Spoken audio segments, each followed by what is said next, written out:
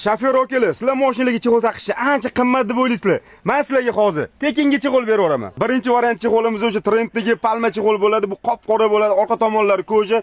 Buni anaqa karmashkalari ham bor. Hoji Akbar, bu narxi asli narxi nechi pul? 300 ming, 330 ming so'm bo'lgan aka. Hozir biz bu narxini nechi pulga beryapmiz? Atigi 230 ming so'm. Hamma so'rayotgan hamda rangli chig'ollarimiz kelgan, belida poddushkasi bor, orqa tomonlari koja, cho'ntaklari ham bor buni. Hoji Akbar, buni nechi pul sotganmiz? 500 ming, 600 ming so'm sotilgan chig'ollarni hozirgi kun kelib, aka, bular atiga narxi 330 ming so'm qilib qo'yganmiz. O'rtalari hibi bo'lgan, bunaqa chetlari koja bo'lgan, orqa tomonlari ham koja, bunaqa atila ham top-toza bo'ladigan kojani ranglilari kelgan. Buni nechi pul sotganmiz, Hoji Akbar? 300 ming, 350 ming sotganmiz. Hozirgi kunda bular narxi atiga 250 ming so'm qilib beramiz aka. Tekin chig'olga keladigan bo'lsak, biz bitta chig'olni tayyorlab qo'yganmiz. Bu chig'olni biz Sparkka bor bitta ayol kishiga beramiz.